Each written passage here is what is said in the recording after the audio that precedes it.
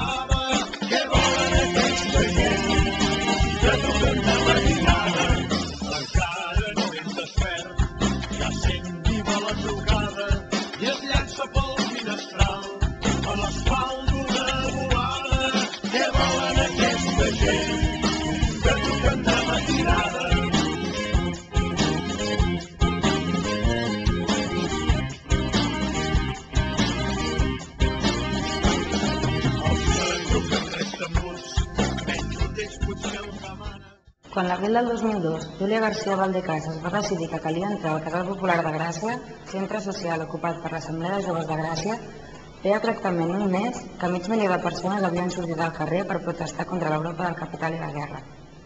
Malauradament, no era el primer cop que la policia entrava a sac a la vila de Gràcia, ni el primer cop que reproduïen muntatges policials, ni repressions impunes, ni assetjaments contra qualsevol espurna de dissidència.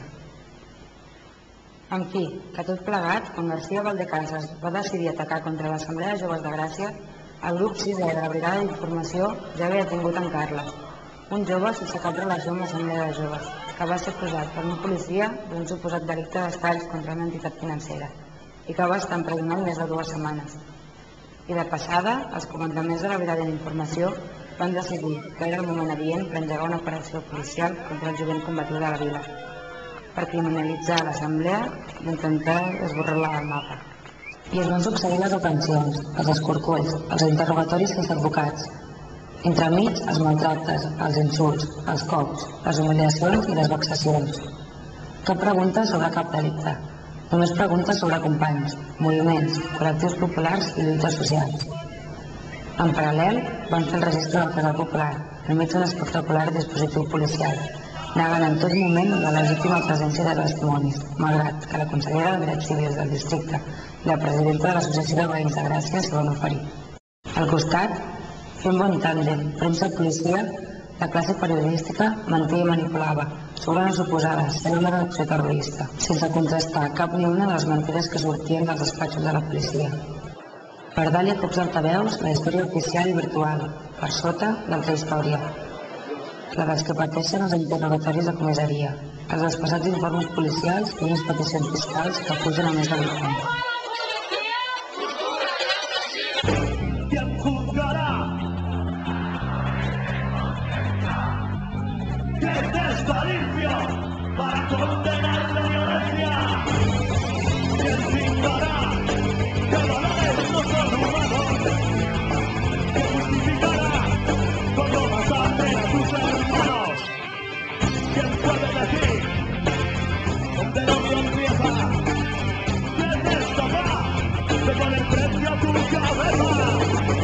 ¿Quién decidirá dónde acaba la tortura? ¿Quién se aliviará? En fi, una història entre 700, com qualsevol altra història de lluita i repressió i de muntatges i de drets vulnerats, de policies i ministres cofois, i persones maltractades i judicialitzades. Una història més, on la reina dels pals és García Valdecasas. Una història que comença, paradoxalment, amb la policia inventant-se una història, que ja ha passat 2 cops per l'Audiència Nacional i que avui està exactament al Tribunal Suprem espanyol, fomentada en la persecució política i en la mentida. La mentida dels que diuen que aquí no es tortura, en la mentida dels que van mentir l'11 de març, dels que van mentir amb el prestigi, dels que van mentir i torturar amb el tancament de Concària, dels que van mentir amb la guerra del petroli de l'Iraq.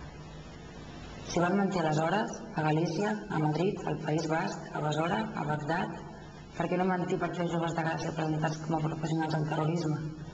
Un bombardeig de mentides. En tot cas, i malauradament, no són les primeres mentides, i a Gràcia tampoc.